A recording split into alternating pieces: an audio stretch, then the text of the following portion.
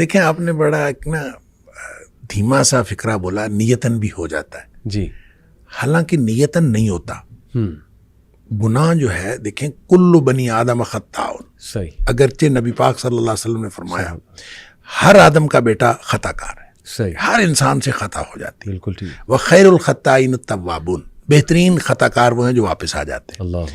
اب مسئلہ یہ ہے کہ ہو جاتا ہے اور کر لیا جاتا ہے، اس میں فرق ہے. صحیح، نیتن جو شخص کرے گا وہ تو کرے گا، صحیح، وہ پہلے نیت کرے گا صحیح، اور پھر وہ کرے گا. بالکل ٹھیک. لہٰذا گناہ کرنے والے اور گناہ جن سے ہو جاتا ہے ان دونوں میں فرق ہے. ٹھیک.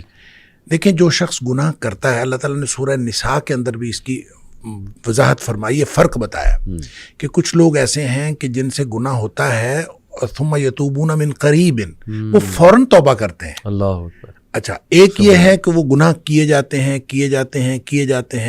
کہ جب موت قریب آ جاتی ہے پھر وہ کہتے ہیں کہ اب میں توبہ کرتا ہوں. ان کی توبہ اللہ قبول نہیں کرتا. اللہ اکبر. اب ان دونوں میں فرق ہے. فرق وہ نیت سے کرنے کا اور ہو جانے کا ہے. ٹھیک.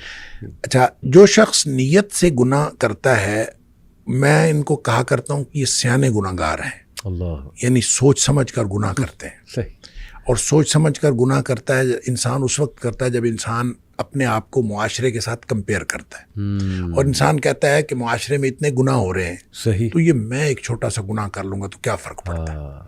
جب آدمی یہ سوچ کے گناہ کرتا ہے، حالانکہ صحیح، ایک تو انسان کی استطاعت کا کسی دوسرے کی انسان کی استطاعت کے ساتھ کمپیریزن ہے ہی نہیں. بالکل ٹھیک. لا یکلف اللہ نفسا الا وسعها جو ہے ہر شخص کا امتحان اس کی استطاعت کے مطابق. صحیح. لہذا ہو سکتا ہے کہ کوئی دوسرا کوئی بڑا گناہ کر کے بھی بخشا جائے اور آپ کو چھوٹا سا گناہ پکڑوا دے، یہ ہو سکتا ہے. لہذا آپ کسی کے ساتھ کمپیریزن نہیں کر سکتے. صحیح. آپ کی استطاعت، آپ کی صلاحیت وہ الگ ہے، دوسرے کی استطاعت اور صلاحیت الگ ہے. اس کا امتحان اس کی استطاعت کے مطابق، آپ کا امتحان آپ کی استطاعت. لہذا اس کی کمپیریزن آپ کر نہیں سکتے. لیکن جو گناہ کرتے ہیں وہ عام طور پہ اس کو بنیاد بناتے ہیں، لوگ اتنے بڑے بڑے گناہ کر رہے ہیں، ہم اتنا چھوٹا سا کر لیں. یہ جب سوچ سمجھ کے کرتے ہیں تو اس کانسیپٹ سے توبہ کی عام طور پہ توفیق نہیں ملتی. اللہ. اس کی وجہ یہ ہے کہ آدمی نے سوچ سمجھ کے کیا ہوتا ہے کہ کوئی حرج نہیں ہے کہ میں کر لوں گا تو کیا حرج ہے. اس کو پھر توبہ کی طرف بالعموم اس کا دھیان توجہ ہی نہیں جاتی، کیونکہ اس نے سوچ کے کیا ہوتا ہے کیا حرج ہے. بالکل ٹھیک. دوسرے گناہ گار وہ ہیں جن سے ہو جاتا ہے، وہ اس نے یہ طے کیا ہوتا ہے کہ یا اللہ میں نے کوئی گناہ نہیں کرنا.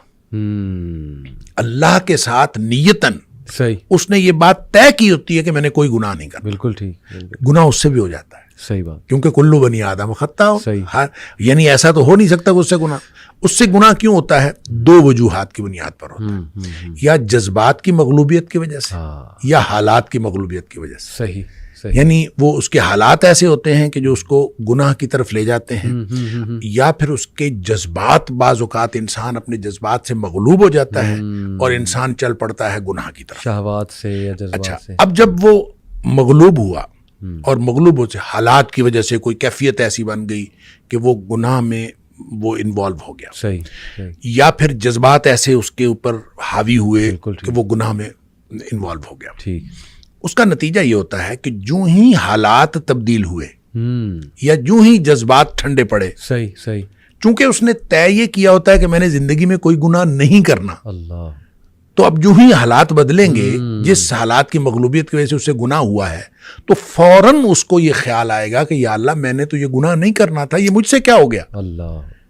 اور اسی طرح جب اس کے جذبات ٹھنڈے پڑیں گے تو اسی وقت وہ اس کو خیال آئے گا، ہوش حواس میں آئے گا، تو کہے گا یا اللہ میں نے تو یہ نہیں کرنا تھا، یہ مجھ سے کیا ہو گیا. یہ ہے وہ ثم یتوبون من قریب کہ فوراً وہ توبہ کر لیتے. پھر اس کو فوراً خیال آتا کہ میں وہ جو ندامت اور شرمندگی اس کو ہوتی ہے، وہ جو پشیمانی اس کو ہوتی ہے، یہ ندامت اصل میں اللہ کو پسند ہے. کیا بات کہ انسان کو ندامت اور شرمندگی ہو کہ یا اللہ میں گناہ کر بیٹھا ہوں، میں نے تو یہ نہیں کرنا تھا. اور اسی طرح یہ جو رب انی ظلمت نفسی والی بات ہے، یا حضرت آدم علیہ السلام کی دعا والی بات ہے، یا ویسے بھی نبی پاک صلی اللہ علیہ وسلم نے فرمایا کہ ایک آدمی گناہ کرتا ہے اور گناہ کر کے پھر اللہ سے بات کرتا ہے، رب انی اذنبت، تو اللہ میں نے گناہ کیا ہے. یعنی اقرار. یہ اقرار جو ہے یہ بہت، یعنی اقرار ہے، اس کے اندر ندامت ہے. اللہ میں گناہ کر بیٹھا ہوں اور تو معاف کرنے والا ہے، تو مجھے معاف کر دے۔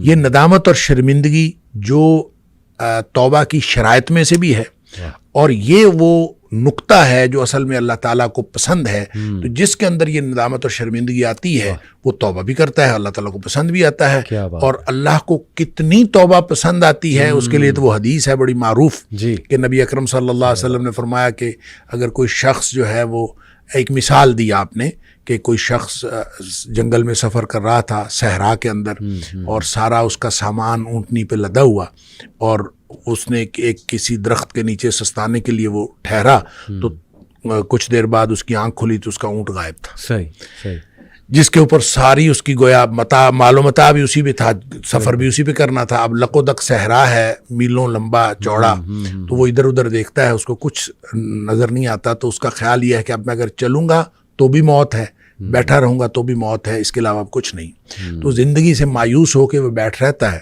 تو تھوڑی دیر بعد پھر اس کی آنکھ لگتی ہے، اور اس کو پھر اس کی آنکھ کھلتی ہے تو دیکھتا ہے کہ اونٹ سامنے کھڑا ہے، اتنا خوش ہوتا ہے کہ وہ کہتا ہے اللہم انت عبدی وانا ربک، اللہ تو میرا بندہ اور میں تیرا رب۔